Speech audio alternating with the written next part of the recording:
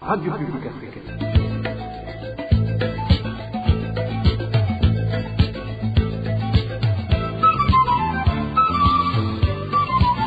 Radio Publique Africaine.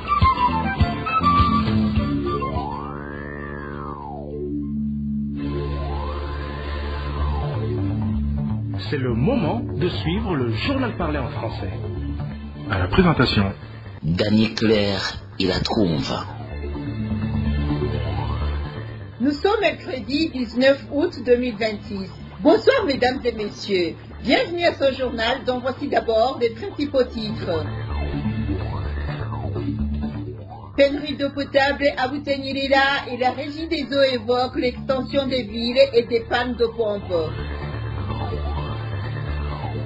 Enseignement à l'ISCO, les prestataires réclament le paiement de leurs rémunérations. Et enfin, nous allons vous faire entendre dans ce journal, la tour cycliste et féminine du Burundi se clôturera ce jeudi à Gitega. Et ce mercredi, le président burundais a ouvert solennellement le tournoi international de beach volleyball, la 4e édition. C'est tout pour le sommaire. Dans quelques poussières de secondes, le développement de ces titres.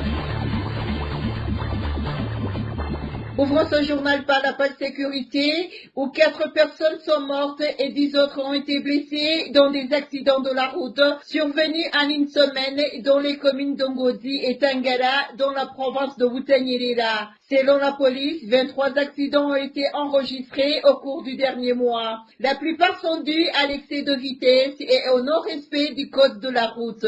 C'est un reportage de Balthazar Miburo. Dans la province de Butanyerera, il est bien rare de voir une moto ne transporte que des personnes. Elle est un véhicule le plus souvent 3 à 5, si bien qu'en cas d'accident, le bilan humain s'avère particulièrement lourd, causant de nombreux morts et blessés. Un grand accident s'est produit mardi soir dans la ville d'Ongozi. Une voiture de type Probox a renversé des personnes qui étaient à moto. Une personne est morte et 3 autres ont été grièvement blessées. Le même jour, dans la zone d'Ogashikanoa, 3 personnes à moto ont été grièvement blessées dans un autre accident. Quelques heures plus tard, avant midi, 3 autres personnes qui étaient à moto ont été renversées par une voiture à Muremera dans la ville d'Ongozi.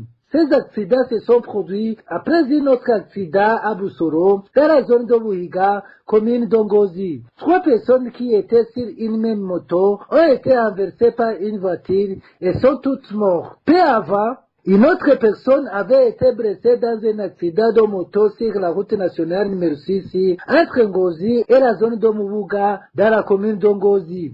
Les policiers chargés de la circulation dans la province de Butanyerera indiquent que les accidents de la route sont devenus nombreux. Rien que cette semaine, 20 accidents ont été enregistrés. La police ne donne pas encore le nombre exact de morts et de blessés. Elle explique toutefois que les principales causes sont l'excès de vitesse, le non-respect du code de la route, les problèmes mécaniques des véhicules et le manque d'expérience de certains conducteurs. Les usagers de la route demandent aux autorités de renforcer la sécurité en installant de nouveaux panneaux de signalisation. Selon eux, dans plusieurs endroits de Butanyerera, des panneaux sont disparus ou sont tellement abîmés qu'ils ne sont plus bien visibles. Merci à Balthazar Miburo. Parlons maintenant d'un combattant du mouvement Red Tabara aurait été tué récemment par les services de renseignement burundais. Emile Savimana, détenu pendant plus d'1 an par le SNR après son arrestation en RDC, a été extrait du cachot pour être soigné, mais n'a pas été ramené et n'a pas non plus été admis à l'hôpital. Inès Gakiza pour plus de détails. Emile Savimana était un combattant du mouvement Red Tabara. Il a été arrêté dans la ville d'Uvira en RDC aux côtés de son camarade Albert Bahati. Selon nos sources, tous les deux ont été capturés par l'armée congolaise fin 2024 avant d'être remis aux autorités burundaises. Ils ont ensuite été conduits au cachot du service national des renseignements situé près de la cathédrale Regina Mundi en mairie de Bujumbura. Dans ce cachot, les conditions étaient extrêmement difficiles. D'après les informations recueillis par la RPA, les deux combattants ont été soumis à des tortures et mauvais traitements répétés, au point que leur état de santé s'est gravement dégradé. Malades et n'ont pas reçu les soins nécessaires. Fin juillet de cette année, Emile Nsavimana, dont l'état s'était considérablement détérioré, a été conduit dans l'un des hôpitaux de Bujumbura. Après avoir reçu des soins, il a été ramené au cachot. Pour une deuxième fois au cours de ce mois d'août, il a été conduit à l'hôpital dans un état critique, mais cette fois, il n'a été ni ramené au cachot ni admis dans un hôpital. Selon des sources de la RPA, au sein du service des renseignements, on explique qu'Emile Nsavimana a tenté de désarmer le policier qui l'accompagnait avant d'être abattu. Cependant, cette version suscite de sérieux doutes. Plusieurs témoins ayant vu Emile Nsavimana lors de son dernier transfert décrivent un homme extrêmement affaibli, à peine capable de se tenir debout. Dans cet état, il paraît peu plausible qu'il ait pu tenter de s'emparer de l'arme d'un policier. Beaucoup soupçonnent plutôt qu'il a été exécuté. Quant à son camarade Albert Bahati, il est toujours détenu au cachot du service national des renseignements près de la cathédrale Regina Mundi. Nos sources indiquent que son état de santé est également préoccupant. Merci à Inès Gakiza. Continuons avec la rubrique Droits de l'homme, où l'association burundaise Réseau des citoyens probes, RCP, s'inquiète du manque de médicaments pour les patients atteints des troubles mentaux soignés à l'hôpital CNPK chez Le Gentil à Bujumbura. Selon Gervais Niligila, président de l'association, le gouvernement devrait garantir l'accès aux soins et aux droits de tous, en particulier des plus démunis. Il estime que le gouvernement aurait dû prendre l'initiative d'assurer la disponibilité de ces médicaments et de suivre de près les patients les plus gravement malades. Écoutons Gervais Niligila, président de l'association burundaise Réseau des citoyens probes RCP. Président des citoyens probes, suit avec une profonde préoccupation les informations faisant état de pénurie de médicaments au centre néo-psychiatrique de Kamenge, communément appelé chez le Gentil. La situation rapportée, notamment l'interruption depuis plus de 2 mois de certains médicaments prescrits aux patients souffrant de troubles mentaux, est extrêmement préoccupante. La RCP considère que l'accès aux soins de santé constitue un droit fondamental et que les personnes vivant avec les troubles mentaux, particulièrement celles qui sont démunies, ne doivent pas être abandonnées à raison de leur situation sociale ou financière. Le président des citoyens probes appelle donc le gouvernement du Burundi à prendre sans délai les mesures nécessaires pour établir et garantir la disponibilité des médicaments indispensables à la prise en charge de ces patients, notamment ceux qui étaient auparavant financés par le ministère de la Solidarité. Nous demandons également au gouvernement du Burundi de rétablir immédiatement le financement et l'approvisionnement en médicaments nécessaires aux patients du centre neuropsychiatrique de Kamenge, de garantir des traitements pour les personnes souffrant de troubles mentaux, de prendre des mesures particulières envers des patients indigents qui n'ont pas les moyens de payer leurs soins, de clarifier la responsabilité institutionnelle concernant la prise en charge de ces patients, ainsi que la réorganisation et la fusion des ministères, de mettre en place un mécanisme durable permettant d'éviter les ruptures de médicaments et d'établissements de santé mentale et d'assurer un suivi régulier de la situation et informer la population des mesures prises pour résoudre cette crise. RCP rappelle que les personnes souffrant des troubles mentaux ont les mêmes droits à la santé, à la dignité et à la protection que tout autre citoyen. Les maladies ne doivent en aucun cas devenir un motif de discrimination, de négligence ou d'abandon. RCP est particulièrement préoccupé par les conséquences que peut entraîner l'interruption prolongée des traitements sur l'état de santé des patients. Le RCP demande au gouvernement du Burundi d'agir immédiatement et de ne pas laisser les patients dans une situation d'attente indéfinie alors que leur santé et leur dignité sont en jeu. La protection des personnes les plus vulnérables est une responsabilité essentielle de l'État. Le RCP encourage également les autorités à engager un dialogue franc pour informer les patients de la situation. Au chapitre de la société, depuis plus d'1 an, la province de Butanyerera fait face à une pénurie d'eau potable. Au sein de la régie des eaux, ce problème est connu mais n'a pas encore trouvé de solution. Selon les responsables de la régie des eaux, cette situation s'explique notamment par l'extension des villes ainsi que par la panne des pompes utilisées pour acheminer l'eau. Emmanuel Delchimier revient sur cette pénurie d'eau. Dans différents quartiers de la ville d'Ongozi, depuis très tôt le matin, des employés des maisons et certains ménages passent beaucoup de temps à se déplacer d'un quartier à l'autre à la recherche d'eau. Certains s'approvisionnent dans les vallées de Samutuku, Chamugani, Viegwa ainsi que la rivière Nhaka. Les conducteurs de vélos, communément appelés taxi-vélos, vendent un bidon d'eau entre 2000 et 3000 francs. Certains ménages dépensent entre plus de 20 000 francs par jour pour s'approvisionner en eau. Selon nos sources dans la ville d'Ongozi, les habitants peuvent faire la queue pendant des heures dans la vallée pour avoir de l'eau. Dans la ville de Kayanza, tout comme celle de Kirundo, le prix d'un bidon d'eau varie entre 1000 et 1500 francs. Là aussi, la pénurie d'eau sont fréquentes. À Kayanza, certains ménages disposant de toilettes à domicile ont cessé de les utiliser. Les propriétaires des restaurants, des cabarets ou d'établissements accueillant des visiteurs dépensent parfois plus de 50 000 francs par jour pour l'eau selon le nombre de clients qu'ils reçoivent.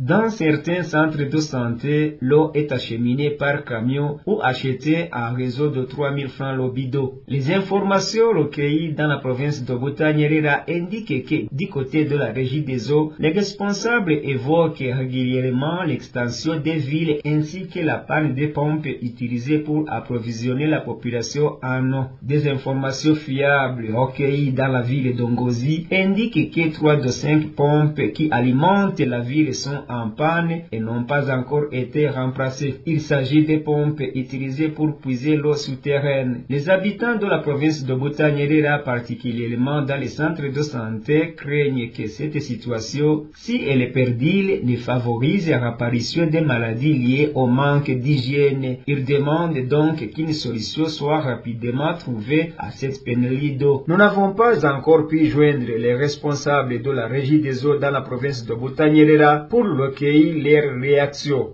Merci à Emmanuel Ndayishimiye. Une courte pause, puis nous poursuivons notre édition d'information. RP. Comme je vous le disais en titre, indignation chez les enseignants de l'Institut supérieur de commerce ISCO de l'Université du Burundi qui n'ont pas encore reçu les rémunérations pour le travail effectué dans le cadre de l'enseignement dispensé aux étudiants qui avaient besoin d'un diplôme leur permettant de poursuivre leurs études au niveau du master. Ces enseignants expliquent qu'ils attendent les rémunérations depuis près de 9 mois, mais qui n'ont jusqu'à présent reçu aucune réponse précise, malgré les démarches effectuées auprès de leurs responsables. Éloge du vin Remécha. Les enseignants du département d'ISCO de l'Université du Burundi qui se plaignent sont en nombre de 18 et ont dispensé des cours à des étudiants qui n'avaient étudié que pendant 2 ans. Ces étudiants avaient ensuite été autorisés à faire une 3e année dans ce qui a été qualifié de formation complémentaire qui devait leur permettre de poursuivre leurs études en master. Ces enseignements étaient soutenus par l'Agence universitaire de la francophonie, AUF en sigle. Il était prévu que ces enseignants soient payés dès qu'ils auraient terminé leur cours. Mais cela fait plus de 8 mois qu'ils n'ont toujours pas reçu leur paiement. Témoignage de l'un d'entre eux. Nous avions dispensé nos cours en ligne via un logiciel dénommé Modol. Les étudiants participaient en présentiel le jour du début d'un cours et le jour de l'examen seulement. Nous avions terminé l'année académique et les étudiants ont obtenu leur diplôme, mais nous, les enseignants, nous n'avons reçu aucune rémunération et aucune note indiquant au moins la date prévue pour le paiement nous a été adressée. Ces enseignants affirment avoir saisi leurs responsables, mais leurs démarches n'ont jusqu'à présent abouti à rien. Nous avons réclamé auprès du recteur et ce dernier nous a dit de nous adresser au doyen de la faculté car c'est lui qui est le point focal avec l'AUF. Le doyen nous a répondu qu'il ne savait pas quand nous serions payés. C'est frustrant de dispenser des cours durant toute une année académique sans être payés. Actuellement, ces enseignants demandent que leur situation soit réglée et qu'ils reçoivent leur rémunération qu'ils attendent depuis longtemps. La rédaction de la RPA a tenté de joindre par téléphone Richard Ndayishimiye, doyen du département d'ISCO à l'Université du Burundi, afin de recueillir sa réaction, mais son téléphone sonnait sans que personne ne décroche. Nous avons également contacté Prudence Walaounyeletse, recteur de l'Université du Burundi, mais il n'a pas souhaité se prononcer sur les lamentations des employés qu'il dirige. Merci à Eloge Diver et Mécha. Parlons à présent de l'organisation Parsem qui œuvre à sensibiliser les Burundais à changer leur comportement, se réjouit et soutient la décision du gouvernement visant à faire venir un expert international pour apporter son assistance au ministère des Finances. Bien que le gouvernement ait déjà approuvé l'arrivée de cet expert en provenance du Mali, Faustin Ndikumana, président du Parsem, conseille au gouvernement burundais de privilégier le recrutement de personnes compétentes sans faire passer les considérations politiques avant les compétences, car cela constitue un frein au développement économique du pays. Le gouvernement aurait pris une mesure de faire appel à l'expertise étrangère, donc un expert malien, un ancien ministre malien, pour venir soutenir le ministère des Finances dans ses plans pour le développement économique, pour la relance de l'économie.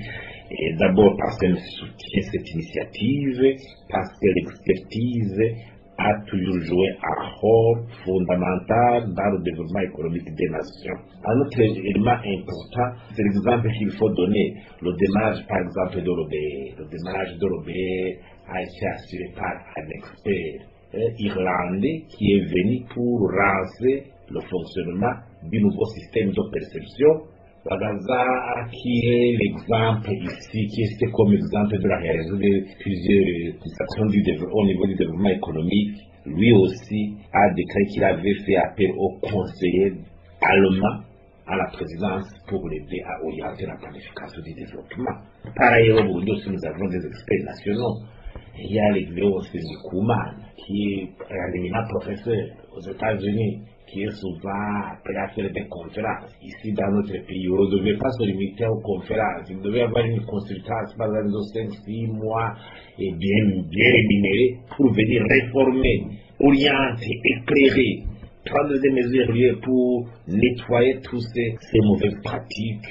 Je crois qu'actuellement, l'une des faiblesses de l'administration publique burundaise, c'est le manque de cadres compétents, bien outillés, expérimentés, pour mener à bien toutes les réformes, toutes les initiatives du gouvernement. Recouper avec cette pratique de politisation de l'administration, où à chaque poste, il faut un militant du parti, des militants gérés et incompétents, parfois le pays perd doublement. Il y a le commun de détournement, parce que ces gens compétents viennent et se livrent à des détournements, des deniers publics, un clientélisme dans l'administration. Et encore une fois, dans l'impunité, parce qu'ils se couvrent sous le bouclier du parti politique. Donc cette politisation, c'est un poison, c'est un élément nocif au rendement des actions de l'administration. Côté éducation, près de 4000 étudiants de l'Université du Burundi hébergés dans les campus universitaires disposant de logements commenceront à bénéficier de repas fournis par l'université à partir du mois de septembre. C'est ce qu'a déclaré le recteur de l'Université du Burundi lors d'une conférence de presse tenue ce mardi 18 août 2026. Prudence Walaounyeletse a précisé que pour la mise en œuvre de ce programme, le gouvernement a prévu un budget de 11,5 milliards de francs burundais, destiné notamment à la restauration des étudiants ainsi qu'à l'achat des équipements nécessaires. L'université va continuer à nourrir les étudiants comme cela se faisait auparavant. Nous allons leur servir le repas tandis que les prestataires privés fourniront les denrées alimentaires et seront sélectionnés à travers les marchés publics. Nous avions déjà lancé un appel aux personnes susceptibles de prendre en charge la restauration des étudiants, mais après évaluation, nous avons estimé que ce projet devait être reporté. Nous pourrons y revenir plus tard. Pour le moment, c'est donc donc l'université elle-même qui va préparer les repas et assurer la restauration des étudiants. Dans un premier temps, les repas seront servis aux étudiants qui résident dans les locaux de l'université. Le nombre de bénéficiaires correspondra ainsi à la capacité d'hébergement de l'université. Il est prévu de nourrir 4000 étudiants conformément aux capacités d'accueil de nos bâtiments. En ce qui concerne les marchés destinés aux fournisseurs qui approvisionneront l'université en denrées alimentaires, le processus avance également de manière satisfaisante. Nous pensons qu'il ne reste plus beaucoup de temps, probablement au mois de septembre, nous pouvons commencer à les nourrir. Les campus où les étudiants étaient déjà nourris sont notamment le campus de Mutanga, celui de Kamenge, le campus de Kiriri, celui de Rohero, ainsi que le campus de Gitega Azege.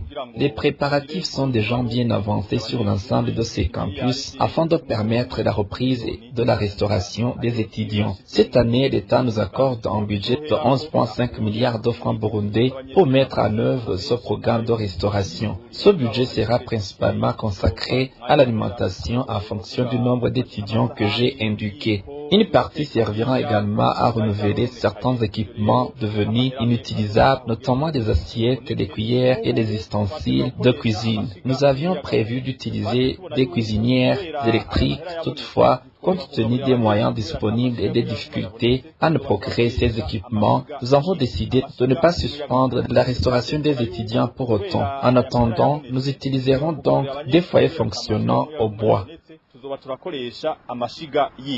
Rappelons que la restauration des étudiants résidant dans les campus de l'Université du Burundi intervient après sa suspension en 2018. Pour à présent, la compétition cycliste féminine qui fait le tour du Burundi a entamé aujourd'hui sa 4e étape, remportée par l'Éthiopienne Reda Haftour. Par ailleurs, le tournoi international de beach volleyball World Pro Tour a été officiellement ouvert par le président du Burundi sur les rives du lac Tanganyika où lors du premier match, l'équipe du Burundi a battu celle d'Allemagne. Désiré Atungimana pour les détails. 16 pays ont pris part à cette compétition. Le Burundi, pays hôte pour la 4e fois, l'Autriche, la République tchèque, le Danemark, le Canada, l'Allemagne, la Norvège, Israël, le Japon, la Gambie, les États-Unis d'Amérique, la Slovénie, le Rwanda, la Tanzanie, l'Ouganda et le Kenya. Ce tournoi de beach volley prévu pour 5 jours se déroule à Eden Garden Resort. Il a été officiellement ouvert par le président du Burundi, Evariste Ndayishimiye, accompagné de la ministre des Sports, Lydia Sekera. Le Burundi y participe avec 2 équipes masculines et 2 équipes féminines déjà habituées à ce type de compétition. Au match d'ouverture, la paire burundaise Florian Manalio et Gakizandon Carmel a surclassé les Allemands par 2-7-0, 21-10 et 21-14. L'année dernière, chez les hommes, le titre avait été remporté par les Brésiliens Gabriel Zuliani et Nicolas Capretti. Du côté des femmes, ce sont les Slovènes Tajda Lovsin et Ziva Javonik qui avaient décroché la première place. La 4e étape du Tour du Burundi féminin, longue de 62 km, a été remportée par l'Éthiopienne Reda Haftour en 1 h 54 minutes 31 secondes. Elle a été suivie à la 2e place par Sonika Klopper, tandis que la 3e marche du podium est revenue à Tanil Otto. À l'issue de cette 4e étape, c'est la Marocaine Achebir qui conserve le maillot jaune avec un temps cumulé de 8 h 32 minutes 46 secondes. La dernière étape de la compétition se disputera ce jeudi. Les coureuses partiront d'Ongozi pour rejoindre Gitega sur une distance de 78 km. Merci à Désiré Atungimana. Ne quittez pas, nous revenons dans un instant avec notre émission Au cœur de la société. C'est le moment de votre mini-magazine Au cœur de la société. Aujourd'hui, nous revenons sur le phénomène inquiétant des disparitions forcées qui refait surface au Burundi. Les activistes des droits humains rassurent que les auteurs de ce crime de droit international finiront par être sanctionnés. Au cœur de la société vous est présenté par Révérien Badikamé. Au cœur de la société.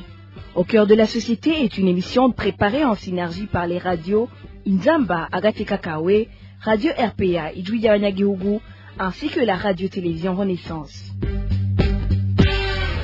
Depuis 2015, le Burundi est marqué par différents crimes, notamment des assassinats. Plusieurs rapports d'organisations internationales ou de la société civile ont fait état de violations commises par des structures du régime des CNDD-FDD, notamment les services nationaux de renseignement, la police, l'armée, ainsi que les groupes de la milice Imbonerakure. Ces derniers jours, le phénomène de dispersion forcée semble refaire surface. 2 commerçants, Jean Bosco Nshimirimana et Hermes Sirukerandanga, qui revenaient de la frontière de Kobero le 12 août, sont portés disparus et leurs familles restent sans nouvelles jusqu'à ce jour. Ils viennent ainsi s'ajouter à la longue liste de Burundais qui auraient été victimes de dispersion forcée et dont on reste sans nouvelles. Les défenseurs des droits humains estiment que tôt ou tard la justice finira par reprendre ses droits et que les responsables de ces crimes devront répondre, donner les actes conformément à la loi. Au cœur de la société vous est présenté par Révélé Baskamwe. Soyez les bienvenus. Au cœur de la société. 2 commerçants burundais, Jean Bosco Nshimirimana et Hermes Sirukerandanga, sont portés disparus depuis le 12 août dernier, alors qu'ils revenaient de Kobero en direction de Bujumbura. Leur disparition suscite de nombreuses inquiétudes, tout comme celle d'autres Burundais qui, après avoir été arrêtés, sont portés disparus sans qu'aucune enquête sérieuse ne soit menée pour établir ce qui leur est arrivé. Bertrand Ndakuliyo pour les détails. 2 commerçants burundais, Jean Bosco Nshimirimana et Hermes Lukerandanga, sont portés disparus depuis le 12 août 2026. Les 2 hommes sont rendus de Kobero à Bujumbura lorsqu'ils ont cessé de donner signe de vie. Selon leurs proches, leur dernière communication les situait sur l'axe Bugarama-Bujumbura à proximité du palais présidentiel. Leurs téléphones ont cessé de fonctionner presque simultanément et leur véhicule, une Toyota Actis bleue immatriculée G5753A, reste introuvable.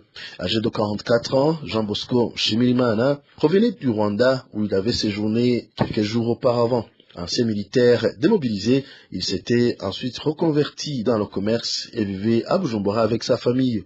Hermes Lukerandanga, 54 ans, revenait quant à lui de Tanzanie où il s'était rendu dans le cadre de ses activités commerciales, notamment dans le secteur automobile. Les 2 hommes se sont retrouvés le matin du 12 août à Kobero avant de prendre ensemble la route vers Bujumbura à bord du véhicule de Jean Bosco. Des échanges avec leurs proches permettent de retracer une partie de leur trajet, notamment à Muyinga, Gitega et Kiganda. Mais leurs communications se sont interrompues lorsqu'ils approchaient de Bujumbura. Des témoins affirment par ailleurs avoir aperçu la Toyota Actis bleue circulant à vive allure sur l'axe Bugarama-Bujumbura. Depuis, aucune nouvelle des hommes ni de leur véhicule. Leurs familles ont entrepris plusieurs démarches pour tenter de les retrouver.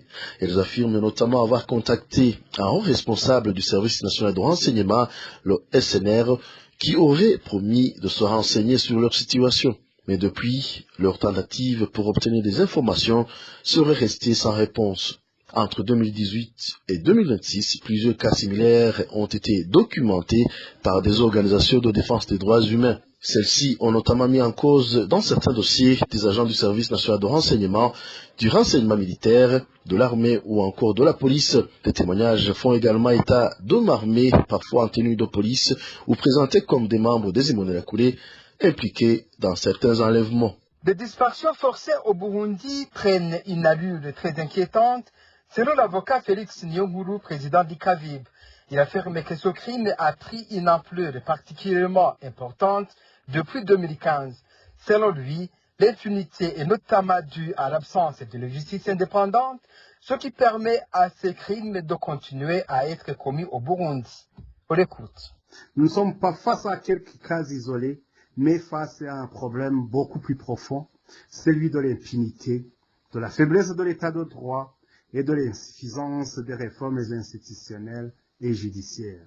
S'agissant des acteurs impliqués, les informations dont nous disposons et les différentes documentations réalisées au cours de ces années mettent en cause, selon les cas bien sûr, des éléments des forces de l'ordre et de sécurité, notamment la police et l'armée, des membres du service national de renseignement, ainsi que des jeunes affiliés au parti au pouvoir CNDD-FDD, communément appelés les Imbonerakure. Et je précise évidemment qu'il faut distinguer les responsabilités individuelles et ne pas condamner quelqu'un sans élément de preuve. Mais lorsqu'une enquête ou une documentation sérieuse établit l'implication d'une personne, que ce soit sa fonction, que sa responsabilité doit être recherchée. Il ne faut pas seulement rechercher les exécutifs. Il faut également rechercher ceux qui ont donné des ordres, faciliter, encourager ou couvrir les violations lorsqu'il existe des éléments permettant d'établir ces responsabilités.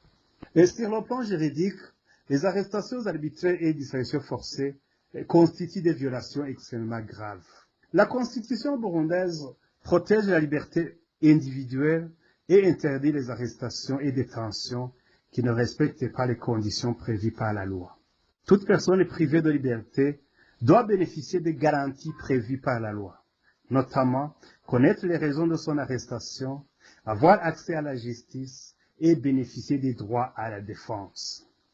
Lorsqu'une personne est arrêtée, que son lieu de détention est caché, que les autorités refusent de reconnaître son arrestation ou que sa famille reste sans information sur son sort, nous sommes face à une situation qui peut relever de la disparition forcée. Dans ces situations, ce ne sont pas seulement le droit à la liberté et la sécurité qui sont bafoués. D'autres droits peuvent également être violés, comme le droit à l'intégrité physique et morale, le droit à la vie, le droit à la reconnaissance devant la loi et le droit à un recours effectif et à une justice équitable.